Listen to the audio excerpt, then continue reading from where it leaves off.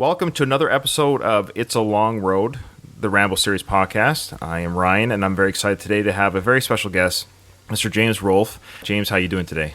Hey, good. Thank you. So I don't want to put you on the spot, but I interviewed you like 5 years ago. I had to double check when it was. I can't believe it was 5 years ago. And I know you have 1,000 interviews. You meet a lot of people. Do you recall being a guest on Going the Distance, the Rocky series podcast about 5 years ago? Was that 5 years ago? Yes, it was. It seems like it was more recent. I double checked the date, and I thought it was more recent too. But I went to my YouTube channel. I was like, "Oh, posted January 2017." Yeah, so a lot has happened both in your life and of course my life, and I want to say I got to get this out of the way. So when I invited you on that show, the reason why I did, of course, is it's a Rocky podcast, and I was Googling on YouTube like other people doing Rocky reviews and film reviews, and I came across Cinemassacre, and I came across your review of the Rocky franchise. I think at that point it would have been up to Creed, not Creed 2, because I don't think Creed 2 was out at that point.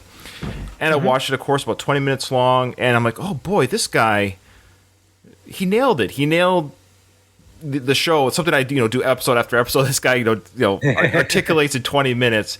Anyways, I was really impressed by it, and I know you don't take this badly, but I didn't know who you were. I didn't know you from any other YouTuber or personality on YouTube or what have you. But I really like how you discussed Rocky. So I'm going to invite him on. I sent you an email, and I forgot that I sent the email, and you emailed me back after some time. Oh, sure, I'd love to come on. I'm like, oh, okay, cool. Then I Googled you, and I was like, oh, this guy actually has a Wikipedia page. So anyway, so anyone listening to you knows who you are. But for me, it was I just want to say thank you because one, I'm just a ham and egger, but you took a chance on a small little Rocky podcast and you came on. You're very gracious with your time. But I just want to say I feel bad because my brother and I at the time were so inexperienced and our recording equipment was terrible. And I think I was like, man, I don't think I gave James the best interview. I feel bad. So time has passed. I've interviewed other people, but I will say having you on helped me get other people on my show, if that makes sense. And I was able to interview like Robert Tepper, who sang No Easy Way Out. I interviewed nice. Vince DiCola, who did the Rocky IV soundtrack. And then cool. Then the best one I interviewed was, I don't mean the name drop, I'm just saying you were kind of the start of people allowing to come on my show, was Bill Conti. I got to interview Bill. Oh, wow. Yeah. How many Oscars do you have, James? I'm just sorry. Oh, Oscars? So anyways, I just wanted to thank you again for coming on the Rambo podcast. So tell the listeners that, like, what do you do? Who are you? And why would people know you? I am best known as the Angry Video Game Nerd. I review old video games, the ones that you don't want to remember, the ones that frustrate you. Yeah, that's really all it is. It's a nostalgia channel. I do nostalgia stuff. Yeah, Rocky's a big part of it. That's especially cool, too, to hear that you found out about me from Rocky. It's always neat when it's something different. Some people say, oh, I learned about you from your horror movie reviews or Godzilla or something. So that's always cool. You were the Rocky guy, and that's how I first found out about you, was searching out Rocky stuff. Now, you did a video called Rocky Jumps the Bench, which I believe was released in 2008, and at the time of our interview, it wasn't available on YouTube. I think it was hard to find, but you've since re-uploaded it. Because I think when we talked about it, you're like, I don't think it's on YouTube. You didn't know where it was. You re-uploaded it in 2017. So I don't know if you re-uploaded because of our interview, because we mentioned it in that interview that it was on YouTube. Yeah. So it might have been afterwards. I don't know. I do know that it was like, for a while, it was like, it would get taken down because of movie clips or music or whatever. It was all the copyright bullshit. So I eventually did one that was like less music and more updates too. Like I kind of updated a few of the locations, like, oh, the Spectrum doesn't exist anymore, and like the ice rink wasn't Philly. It's been found that it was in LA. Right. Things like that. So it was cool to have like a new version of that. And then recently doing the Rocky IV locations. So that was the sequel. Very long overdue sequel, Rocky Climbed the Mountain. Definitely want to talk about that. So your partner in that video was someone that I've become friends with through my Rocky podcast, was Derek Wayne Johnson, and he's been very kind and gracious with his time. I've interviewed him 4 times for 4 different projects. He's someone, I guess you could say, we've become friends. I don't use that loosely, but we've talked between interviews and stuff, somebody I've kept in touch with. And he's he's a gentleman, a scholar, very handsome. He's all those things. So how did you end up meeting Derek, though? I first met him back when he was coming out with King of the Underdogs, the John Avildsen documentary. As I recall, I think he emailed me But I did an interview with him on the channel, and since then, I've met him a few times in LA, and then this time doing the Rocky documentary. It's a weird thing to reach out to someone and be like, "Hey, do you want to climb the Rocky Mountain with me?" And he was into it, and that was really cool because a lot of people would think like, "Oh, this is crazy." Like this is because it was kind of a crazy idea, but I wanted to do it. It was kind of a bucket list thing. Just wanted to see who was going to go with me, and he's been like my Rocky buddy. Even though we like all kinds of stuff, we like all kinds of films, but we kind of met over Rocky themed things, John Avildsen, those kind of topics. So it was great, to have somebody who was really into it, who just wanted to be there and wanted to get close to those locations, like as close as we were able to.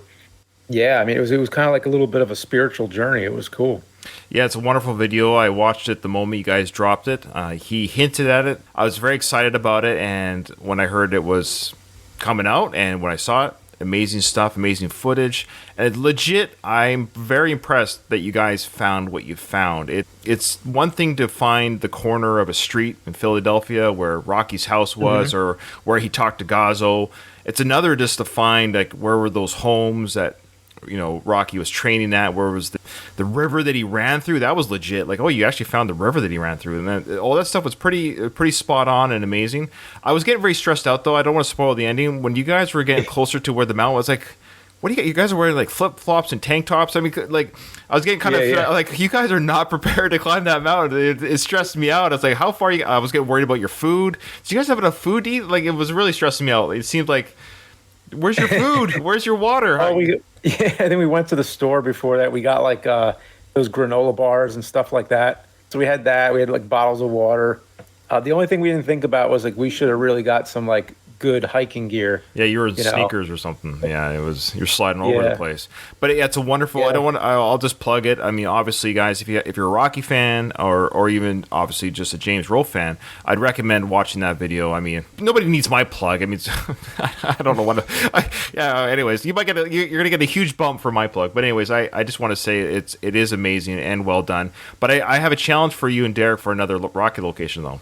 Oh, okay, cool. The Rocky 3 beach scene. We need to have you guys do the beach, and and you guys will have to do the run with each other, and glistening legs and high shorts, and hug each other in the ocean. I mean, that has to be the follow-up. Yeah. Rocky ran a beach or something. Yeah, Rocky ran the beach. There you go. Perfect. So you heard it here, folks. That's my challenge to you guys. Is that? Cool. And then you'll have to find Tough Gym. That was the gym that Apollo took Rocky. It's called Tough Gym. So I don't know if that gym is still there, but it'd be interesting to see if you guys could find that location. Well, now you got me curious. I'm gonna start looking into it. Well, you've got me curious there, James. Okay. Yeah. All right. So there you go. There's a little bit of Rocky talk, but now we're going to roll into, of course, into Rambo. This is a Rambo podcast. What is your fandom overall with Rambo? Or is it just Rocky? Am I dragging you through this? What's going on? Oh, yeah. Like, I probably saw, I was going to say Rambo 2, but technically it is Rambo 1. It's First Blood Part 2. It's Rambo First Blood Part 2. Yes, that's the official. Yeah. It's always been kind of a confusing situation. Like I remember as a kid, I think my dad showed me these movies, or they were on TV or something, and I was asking him, like, wouldn't it be Second Blood? Like, there's First Blood, Second Blood. Yeah. Well, Last Blood, that one fell in, so you're right. It should have been Second Blood. Or More Blood. Additional blood. Yeah. Rambo 2, whatever we call it. It's fine. Was like the NES game. So it was the same plot of the game where he has to go into Vietnam, right? Yep. And he has to take the pictures, and I think he asks in the beginning, he's like, what, you just want me to take pictures? That's it? You don't want me to, like, rescue the hostages? That whole plot happens in the game, like, in, like, the speech bubbles. The first movie, I think, is the best, in my opinion, but it's very different. It's not what you think of when you think of Rambo. You think of him, like, running in to rescue people, whereas the first movie, it's just like a war between him and the police force. But this movie was where he got like really ripped and went into that like macho 80s hero character. Yeah, I mean, the second movie is just, it's classic. It's very different than anything he's done like with Rocky or anything. It's just such a different character. Sly probably is one of those actors you kind of think of in a typecast kind of way as like just doing like one thing, doing like an action hero, but it's so different, Rocky and Rambo. People have made fun of Sly throughout the years for his acting chops or what have you.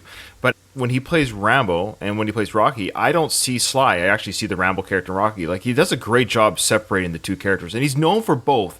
And there's very few actors that can do that. I mean, when you watch Indiana Jones or Harrison Ford play Indy, I don't think Han Solo. There's very few actors that have been like immortalized by a certain character where they can be almost two different iconic characters, and you don't get the two mixed up. I think Sly's one of those few people who've done that. Yeah. I think this movie is a great testament to that.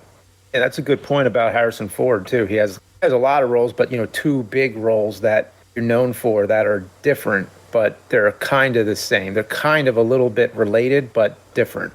Yeah, because I think every actor channels themselves to some degree within their own acting. It's just natural. Yeah. Before I forget, I found out that you were the first person on YouTube to use a thumbnail. Did I hear this wrong? It was on another YouTube channel. I'm not sure, actually, because I don't remember it letting you pick thumbnails back then. I don't know when exactly the thumbnail would have been, but let's see if I can find the video. It's one channel that I follow. They were doing like YouTube history or just the first, like they're talking about like records that were broken or what have you. Did they mention you? And it was just like apropos because I was like, oh, I'm going to be talking to James like in 2 days when I watch this video, and they said that you were the first use of the thumbnail. So maybe it was by accident. I don't know, but I was gonna. Okay. Oh wow, well, it's pretty cool though.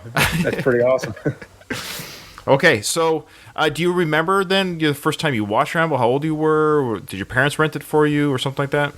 Oh, pretty young. I mean, I don't really remember if it was a rental or if it was on TV. I mean, I suppose it had to be a rental because I remember the fuck 'em line in part 3. Yeah, it's a big moment. 2 and 3 kind of blurred together in my memory a little bit, but I was definitely pretty young when I saw them. Right.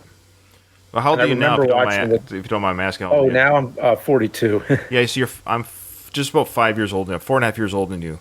Yeah, so that sounds about right. So you would have seen part 3 for sure on VHS or rental because my mom took me to Rambo 3 in the theater. That was my first Rambo film to see in the theater was part 3. I would have been 13 at the time, so you would have been 9. Yeah, so okay. Yeah, you would have been young when part 3 came out. So really, you're still quite young. So for you to be about 9 years old, 10 years old, and already those 3 Rambo films, I can't imagine your parents are rushing to get you the Rambo trilogy at that age. Yeah, I don't think so. Yeah, so my mom took me to Rambo 3. And then I've seen the rest. Yeah, then I saw, of course, 4 and 5 in the theater. But yeah, the first 2, of course, I was too young to see in the theaters. Oh, cool. Because I actually just watched your Saturday morning cartoon video. I think it's your latest one on your channel there. And I noticed all the cartoons you were mentioning. It's like, oh, these are all your memories. And these are all James' memories of cartoons. They didn't relate to me, so I knew you must have been just that. It's funny because with cartoons, it's like there's a certain cartoons that will come out that when you get older, you think to yourself, I'm not watching those. Those are for kids. And I was probably 10 or 11 when I'm thinking in those terms. So that makes sense because my Saturday morning cartoons were quite different. I mean, I used to watch like Hulk Hogan's Rock and Wrestling. G.I. Joe, of course, was big. He-Man. Yeah. So I was just, but the Muppet Babies and the ones that you were bringing up, those were kind of new. They were like, I've stopped watching it. And you also mentioned in your video about Saturday morning cartoon. They were definitely called that when I was a kid. That was like and it was like basically from like 6 in the morning were kind of the more unknown ones. 8 was like prime time. 8 in the morning was like prime time cartoons. And then by noon, you didn't stick around by noon. You were going outside to play. Like, oh, these are garbage cartoons. So it was definitely a real thing. Was that Saturday morning was for kids? It was their YouTube. Cool. That's all we had. It was like we didn't have YouTube. We only had like 4 channels, and they all played and you used to have to decide. It was before VCRs. You'd have to decide like, which one am I going to watch? I don't know which one. Oh, it's a repeat. Good. I'll watch the other one anyways. And so I think trying to switch during the commercials, and then they all play the commercials at the same time. You're like, So I think what people like about your channel is that nostalgia. I know we're going kind of back and forth, and I apologize. That's all right. I want to make sure I speak to what you do, and I know people are watching for that reason too. So what is it about the nostalgia of that time that certainly you have tapped into as a creator, but why do you think it resonates with people so much? Why can't we, quote unquote, just let it go, as they say? Let it go, yeah. I don't know. But that's kind of like a theme in a lot of my stories too. Things I hope to create and also things that I have created. Like there's always a theme of, the angry video game nerd is sort of like, can't let the past go. But he looks back at the past in more of like a negative way. So sure. Yeah, I don't know. It's like you look back to the past to find some kind of meaning in your current life. And try to recall something that was important to you or something that's a part of you. I think it has to do with that. It's a lost, I would say art, but kids today, and I have kids, I know you have kids, I think you've had a second daughter since our last recording. When they become our age, 30 and 40 years old, let's say, what are they going to, like, they don't, everything's at their fingertips now. Like my kid, like my son, who is a big Simpsons fan, he's 10 years old. He's binged The Simpsons like twice, the whole all 30 seasons on Disney Plus. He just loves, but there's no waiting. You know what I mean? There's no like I watch this on Saturday mornings. There is something nostalgic about the Saturday morning or after school specials. And what are quote unquote YouTube creators going to be doing 30 years from now? What's their nostalgia going to be? Is there going to be nostalgia? Yeah, I don't know, because like already I'm trying to find like nostalgia more recent, like just like, hey, we're always talking about the 80s, let's start talking about the 90s, and now, well, let's start talking about the 2000s. Just trying to figure out, like, is there any point where it just stops becoming as important, or it doesn't have the same charm? There is something unique about the 80s and 90s, I think, and I heard some not theories, but people have speculated something happened in the 2000s where identity. Remember the decades that used to have identities? You think about 70s, 80s, and 90s. There's a unique identity. 60s and 50s. There's unique identity. You could say, oh, that outfit's from the 50s. That outfit's from the 70s. Look, he's wearing bell bottoms. You know, you could always identify identity with style, fashion, and music with every decade. But I feel like after the 2000s, what were the 2010s? What was their identity? 2010s are tough. 2000s, they're still a little bit of a carryover from the 90s, I guess. A little bit. There's like AOL and like still going on, and I just remember Napster. So is that the new nostalgia? Is computer related stuff? Maybe MySpace. Yeah, it might be the new nostalgia. Might be computers. All right, interesting. All right, maybe. Yeah. So are you ready to do a little bit of a Rambo discussion here? Sure. Yeah. I think some people. I just want to make sure we'll get everyone. If I'm missing any chat here, okay. It said here. This is from Backdoor Wolf. This says you're only young once. You won't be nostalgic for things now like you were when you were a kid. I understand. I guess what I'm asking, I'm trying to put ourselves in a kid's position. That's what I'm saying. Is like, I know we can't be nostalgic about today, but I'm wondering if the people, my kids, for example, what are they going to look back on as now? Like, oh, I remember watching Simpsons on my iPad. Boy, that sure was the day. It's just weird. Yeah, it'll be interesting to see what. I'm already prepared to like remind them, be like, hey, look, remember when you used to watch this? I already do that actually. Like, there's stuff that the oldest one is 9, so I'll show her things that I'm like, oh, remember when you were like 2 and you watched this? And they don't, or does she? Sometimes it's kind of like you're unsure. Maybe she remembers it, or maybe she doesn't, or she's like embarrassed to remember it, or that's not cool anymore. Right. You know, they want to grow up so fast. Oh, no, I have an 8-year-old daughter. I feel you. So good luck. All right, so you're ready to watch a little bit of Rambo. So what we're gonna do is I'm gonna replay this last scene because it's the most probably considered the most iconic scene. It looks like Rambo's about to get some serious shit right now. Yeah. So I just want to replay it again because it just sets the action that we're about to watch. John, come in. Murdoch. He's here. Rambo, this is Murdoch. We're glad you're alive. Where are you? Give us your position and we'll come to pick you up. Murdoch. Yeah, you like that? I'm coming to get you.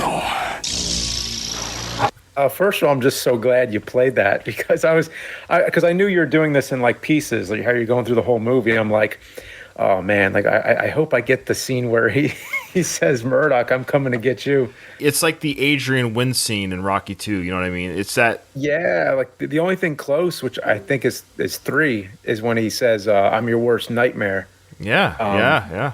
It's like, no, I got to show James because it gets you in that mood again. The music kicks in. He's about to backhand that big Russian guy there. And the lightning flash. I forgot about the lightning flash. On cue, man. Nature was on Rambo's side that day. Nature's like, hey, could you imagine like Rambo's actually doing this? He's making this big speech, Murdoch. And then Thunder cracks, hey, that was cool. Cool. All right, I'm coming to get you. Just love it. Absolutely love it. Okay, so we'll watch a little bit of this breakout action sequence for a bit, and we'll comment on it. Mm-hmm.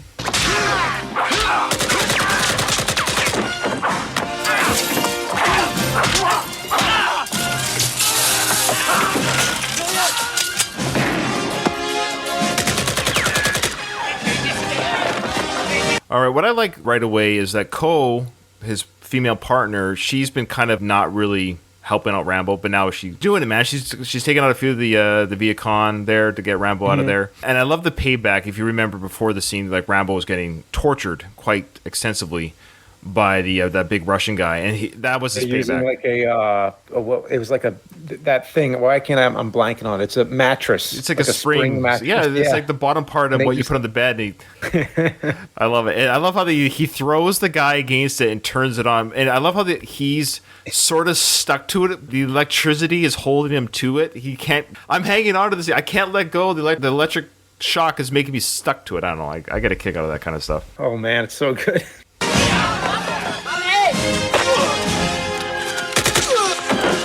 See, now Cole's taking out like 4 guys. Now, this is the Hot Shots Part 2 scene. Hot Shots Part 2. Like, it makes me think of that. It's funny watching this now, of course, 2022. This came out in 85. It is silly, but it's just so good. Because when this came out, I wouldn't say it wasn't silly. I mean, I'm sure critics, this is ridiculous. But it was just so unique in its own right that it's been mimicked and copied so many times. I don't know what other film before Rambo 2 really shot the 80s action to this level. Like, that's been copied as much? This one has been copied so much. But what other 80s film? Because this was literally the mid-80s, that kind of this over-the-top one-man army. I mean, I can't think of many that have been copied nearly that much. But, like Mad Max 2, pretty big, and Raiders of the Lost Ark was big. Yeah, the one-man army, every shot hits, every knife hits, every connection hits. Yeah. And the one other big film, people say, what about Commando? Yeah, but Commando was a response to this film. That's right, yeah.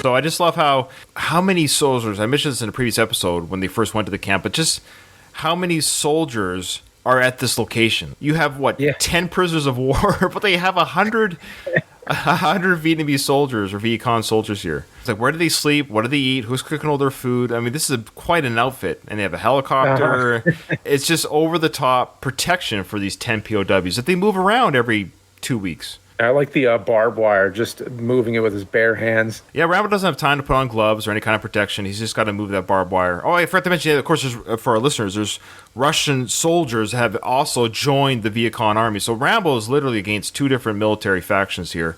These guys are just, again, protecting or hiding POWs. That's all this assignment is. Like, your assignment is they've got 10 soldiers for every one disease-ridden, sick POW they can't move. For our listeners, there's the big escape. Rambo and Co. are running out of the camp. Helicopters on them, so they're dodging the helicopter light. Rambo seems to have trouble with helicopters, both in Part 1 and Part 2, and in Part 3. Helicopters seem to be a reoccurring theme, Rambo versus the helicopter. I mean, it's definitely a jungle movie. It's not like, it doesn't have a lot of different scenery to it. It's kind of in one place, but the amount of enemies it shows is insane. And the body count, fighting against the helicopter. I mean, I'm sure a lot of video games looked at this because it seemed like there was often a helicopter as a level boss or something, and you had to take out the weak spot. So that was a long sequence. I mean, not in a bad way, but for quite a fun sequence. Of course, people can see this on their own movies, copies of the movie. But Rambo and Co. escaping, you got Rambo sliding down the ravines, and they're going through the water, and they got the helicopter chase, and it's an exciting sequence. It's almost very sweet of Indiana Jones. It has its own type of Indiana Jones flair, because a lot of it's just very little Rambo shooting back. They're just escaping. They got to escape. They realize they're a little bit outnumbered here. They can't take on the whole army, so they're trying to hide and escape. And now it's like the next day, I guess is what we're led to believe here. The sun is rising. Colonel Troutman's going to go talk to Murdoch here. You got Murdoch. He's literally a little bit nervous under the collar there. He is sweating now. He's really sweating now. First he was sweating because of the heat, but now he's sweating because he's got the threat from Rambo. I'm coming to get you. Yeah, it pays off so good at the end, too. It really does. What do you think is better, the Rambo 2 ending with him facing Murdoch, or Rambo facing down Teasel, Sheriff Teasel in the sheriff station? Which one do you think is a better payoff? Oh man, the first movie. That's tough though. I think if I were to take the scene out of context, I think this one with Murdoch as a whole, I think the first movie does it best. Sure, that's fair. Yeah. But it is a nice little sequence, of course, when he goes in, he's going to stab him, or what we think will be a stab, but it's not. But yeah, it's a great sequence. So Murdoch here, though, he's sweating. We safe for now.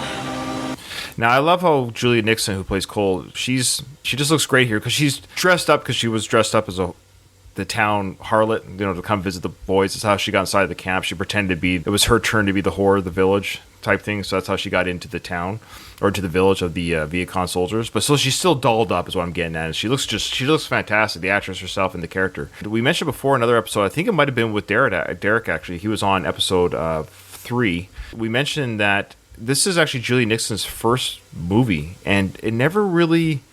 She's done like steady work throughout her career, but we speculated, or at least I speculated on that episode, that it never catapulted her to where I think she deserved. I think if she was found today, she might have more work than she did in the 80s, which is too bad. For a first movie, this isn't bad. I mean, like Sandra Bullock's first movie, really big movie, was Demolition Man. That helped her career.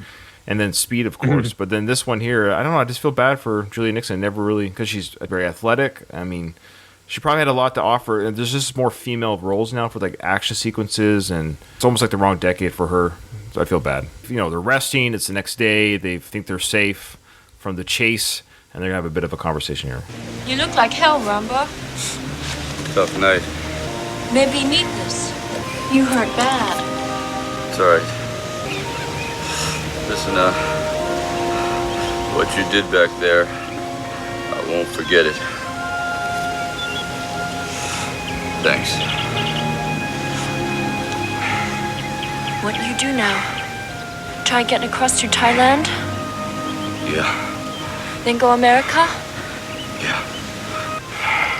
You take me with you?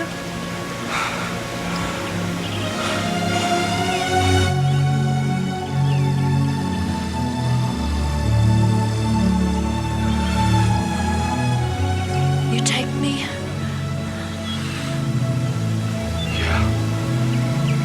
It's funny, no matter how many times I watch this film, I always forget the kiss. I don't know why. I don't know if it's a Mandela effect or something. Maybe people could let us know in comments. Was that kiss always in the film? Because I know they filmed the kiss, but I'm trying to remember if there was a cut without it. I can't recall. But it's just weird seeing Rambo kiss. I don't know why I find it weird. I don't really remember it either. I do remember what happened. We're getting there. What a bummer.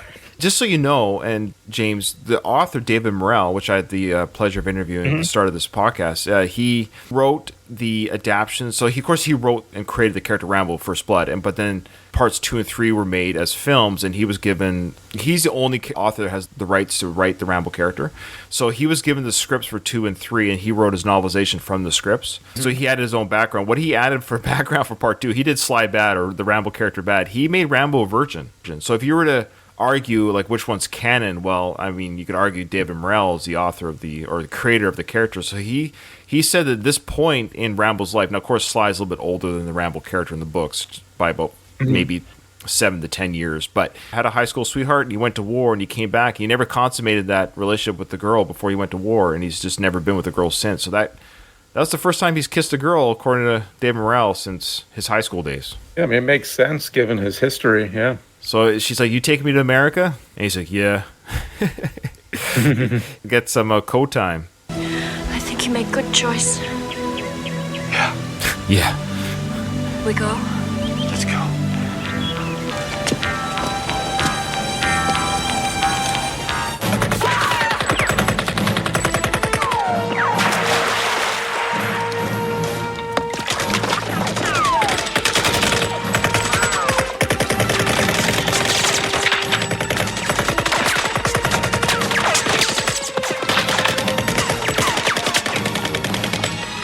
Guy that kills. Okay, so I should say first. Okay, let's go. So she goes walking away. He's like, "Oh, I forgot my bow and arrows." He goes back to get his bow and arrow, and she's out there exposed alone. I guess in theory, him forgetting the bow and arrow saved his life, because if he had been walking out there with her, would he not have been? I wonder. Would he not have been just as shot as she was? The guy was hidden. That her getting killed alerted, of course, that he was now, they're under attack. But Had he been just as available to be hit there, in theory, he could have been hit too. What do you think of that killing of Ko there? I don't think I ever liked it, really. I mean, now I look back at it and I think of it a different way. Now I'm just like, well, it's meant to be shocking. It's meant to get you upset. I think as a kid, when I saw that, I'm just like, no way. You got to be kidding me. Why would they be so cruel to have her die? It is pretty brutal. I'd say graphic. It's one of the more graphic kills of a character in the film. One, because it's the quote-unquote good guy. It's a good person being blown away, so you don't enjoy watching that. When it happens to the bad guys, you get giddy from the, look, they're getting torn apart by bullets. But when it happens to a good person, especially a female, I know it sounds, I don't know if that's a bad misogyny. I don't understand. I know, like, watching women getting blown apart, it's a little bit more disconcerting for me anyways, and it wasn't common for films. I don't even think back then, more so now because we have more equal rights in films, I guess, with woman actresses or actors playing these more violent roles. But seeing a woman getting blown away like that, it wasn't very common, at least in my viewing days. I can't think of many other movies. I mean, I know Mad Max, the first one. Sure. His family gets killed, but I can't think of a lot of other movies where they would have the guts to do that. Yeah, that time. She gets blown away, lands in the water. She's not quite dead yet. We'll get a little bit more out of her before she dies. So Rambo took out like 4 or 5 soldiers, but the individual that killed Ko or shot at Ko, he is the kind of a top leader. He's the main guy, bad guy, leader, captain or whatever of the Viet Cong Guard. So he gets away like Little Weasel. He runs away, and his comeuppance is great, as you know. Oh, he's the one who gets blown up. Yeah, that's the same. It's the same guy that killed Ko, and Rambo knows that. It's the guy shooting at him with the handgun, and Rambo slowly I think they show that scene in Gremlins 2 as well. Oh, do they? That's the scene that Gizmo is watching on the TV. Oh, that's funny. That is funny. And then at the end of the movie, he imitates that with the rubber band and the matchstick or whatever when he when he burns the lead gremlin. You could do a whole podcast on how many times has this film been imitated, not mocked, but lampooned, imitated, drawn from, referenced. It's insane. It's insane. You're right. You're right.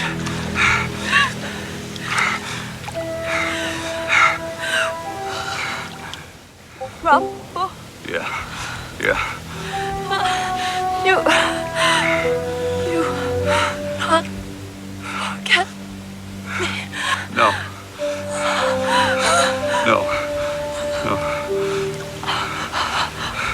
And his virginity streak continues. Yeah, I was gonna say.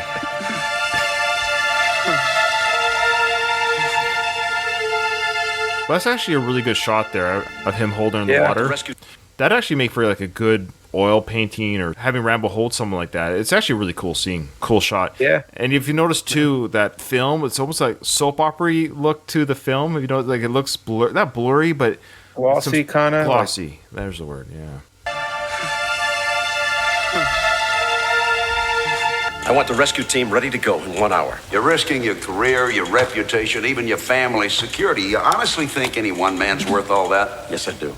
I'm giving you a direct order to withdraw from this project. Do I get the rescue team or do I go over your head? You don't seem to understand something. I'm in charge here.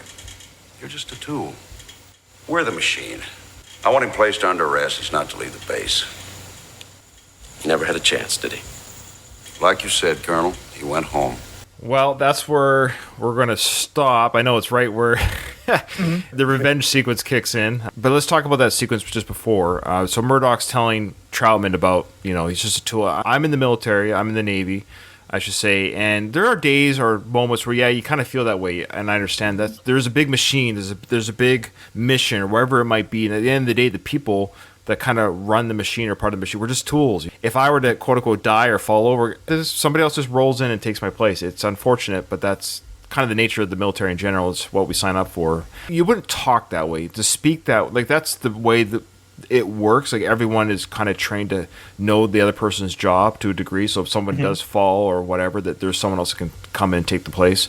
But to speak that way, like that, so callously, it just shows this government conglomerate that's very indifferent to the sacrifices that these soldiers, they're people, they're not just tools. What do you think of your first experience on the Rambo podcast and watching a little bit of the film again after maybe a little while? Very cool. Yeah, it's such a great idea. You, on your Saturday morning cartoon, you showed a quick little piece, but you didn't talk about it, the Rambo cartoon. Because you showed footage of the RoboCop. It's like, oh, come on. You didn't show Yeah. Because you're talking about how the videos of, cartoons, when we were kids, were able to take like hardcore rated R films and make them into kid-friendly cartoons. Yeah, there was another big one I forgot about, Toxic Crusaders. I don't remember if it was Saturday mornings, but... Oh, really? They did that one for that one, too? Sometimes I couldn't remember whether it was a Saturday morning show or a weekday show. There's also, I remember Attack of the Killer Tomatoes. What? Oh, you haven't seen that one? That was a cartoon as well? Yeah, I mean, probably very short-lived. Sure. But there was like a team of heroes in it with swords that are dicing up the tomatoes. And that's funny. It was kind of gory because even though they were tomatoes, I kind of thought of it as like blood when they're getting cut up and everything. That is hilarious. That is wild. The Rambo cartoon was horrible. I remember because that came out when I was a little bit older. I'd already been a fan of, the first two Rambo films. Even at the age of 10, I'd watched the first two. And I was getting a little bit old for cartoons at 10 or 11 back in the day. I remember the Rambo cartoon came out. I probably gave it a whirl. But the moment I realized it wasn't Stallone doing the voice acting, I think that was a big turnoff for me. It's like, oh, that's not Stallone's voice. There's one scene where he rides a rocket in the sky, holds onto it, and I'm like, I can't do this. Cartoons don't work as well. Did you ever know the cartoon Robotech? Robotech? No, I don't think so. Okay, well, this is me going to nerd out on you a little bit. So this is my, you don't have to do this, but this is my challenge to you, because I think you should add this to your repertoire of reviews or something. It was it was like, you probably recognize the ships that these guys, so what it was is, it was a Japanese production. They would go into these like transformer robots that would turn into jets, and then they would also they could walk around and stuff, so the humans would control them in the cockpit, but they would transform from walking robots to jets, and they were like fighting this alien invasion and what have you. It's one of the best cartoons ever, but this was like 6 in the morning on Canadian television. They would show this Robotech, and it was one of the few cartoons that was like serialized drama. One episode would go into the next episode, and so it wasn't a matter of you could just be like, oh, I'm going to watch a He-Man episode. Like every episode ties in on it. Yeah, it was actually a serialized drama, wow. And it was about as adult as you could get to being a cartoon. Yeah. Wow. Yeah. I'm looking at images real quick. Yeah, that's so funny how there were so many of these shows that resembled Transformers, GoBots, Voltron, and all that kind of stuff. Yeah, it's one of the originals. It's an amazing cartoon. Wow. Amazing. It's been an absolute pleasure, James, having you on. I want to say thank you for guesting on the show, for cracking wise for a little bit, hanging out with me. I know your time is busy, but why don't you tell us what people can expect from Cinemassacre? That's your major channel. That's your mainstay, because I know you got a lot of projects. So do you want to describe again what that channel's about? And oh, well, I mean, it's just a nostalgia channel of video game reviews and movie reviews, and then anytime when I do anything original as well. It's generally reviews of media. But yeah, I'm working on some horror movie reviews right now, and another Angry Nerd episode. It's a big one. Now, in fact, right after this, I'm going back to some editing, going into this like an analysis mode of movies and stuff. So this is your job. This is your doing this channel. I mean, I do a side channel. I'll just quickly plug it. I don't think any of my Rambo listeners. I do a reaction channel with my best friend called Whelp. That's WELP, Whelp. Here we are on YouTube. It's a hobby. We do like Patreon requests where people ask us to react to some songs and what have you. Anyways, I just like editing our own videos and things like that. I know how much work, on a small scale, how much work it goes into producing. I look at your channel, and I mean, how much of it are you doing on your own? Because I'll edit a stupid 10-minute reaction video, and it's just like, oh, this is so much time. I mean, do you have people to edit for you? Oh, thank you. Yeah, I do. Generally, I edit what I can, but then I send a lot of it to other people to edit. So the movie reviews, most of them are being edited by someone else, but I still look at the final product. That's the thing with the edit. The reason why I don't even want to offload it to anyone else is because I want to keep certain jokes in.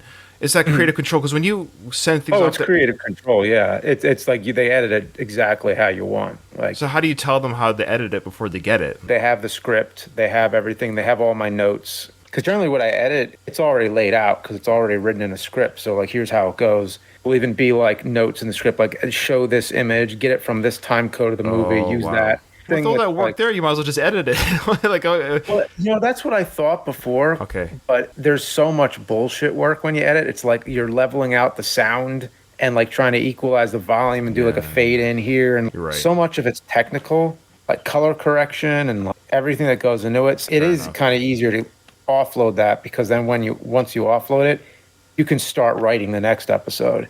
So you're writing it while they're editing, and that keeps a flow going. No, that makes sense. Yeah, like I said, mine's just little reaction channels. It's just basically the video of me and my friend. I do the overlay and put her... Yeah. And I do it for this video, too. You'll see that what I'm looking at right now on Discord is not going to be what it looks like on YouTube. Are you allowed to say what your next Cinema Massacre video is going to be? Because this, just so you know, this will be about a month. This is going to be a month out when this comes out. I'm aiming for like 8 videos in October. The first one's probably going to be the Munsters review, which is shot and done. Somebody's editing that, but I'm doing the writing, shooting, and editing on the one that I just did today. Today I'm doing one because it's like really specific. I pick which ones I edit myself and which ones I give to someone else. Like, okay, you could do this. This one is really specific. This one might just be easier. I edit, but the next one I think is the Munsters. Okay, there's a remake that Rob Zombie's doing with the Monsters, I think, coming out. Oh, that's it. It's the remake. Yeah. It's that remake. It's already out. Well, it came out very quietly. Oh, geez, I feel terrible. I think it's only on U.S. Netflix, as far as I know. Oh, I haven't seen it. Like, I haven't seen it advertised or anything. It came out very quietly. I mean, half of the video, though, I spend talking about the original and Rob Zombie. Just like a little tribute to Rob Zombie, a tribute to the original show. And then the second half of the video is like what I think of the new one. It's like anything new, you're digesting it a lot of it, because a lot of it I'm like, whoa, like this is weird.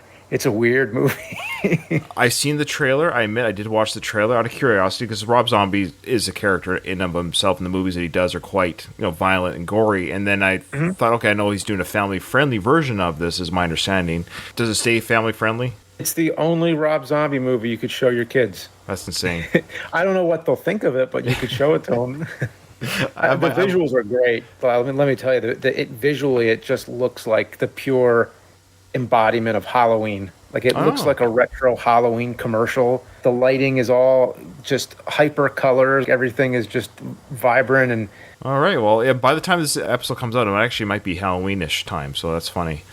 We did get one comment here on our Discord about Tough Jim. This was from Pooches. They said, I did some research about Tough Jim that you challenged James to make a video at, and they came up with nothing.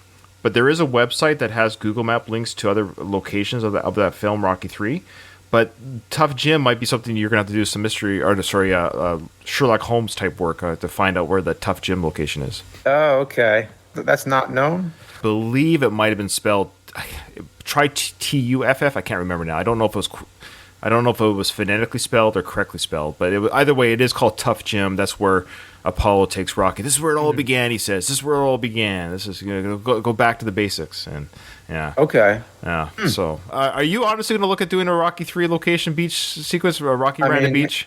It took me years and years and years to do the Rocky 4 one, so hopefully, I think this one might be easier. I don't think it should be as much. Yeah, it will be, but still, like just putting it on the list of everything else that's coming up. You got a busy life, and I'll let you go. I'm sorry, I could keep talking to you. I could nerd out with you as well. If we could talk Rocky Rambo video games, and again, James, thank you so much for coming on the show and honestly, giving me another chance. I would say like a redemption, because you were very kind and gracious with your stories. First interview, because you did a lot of.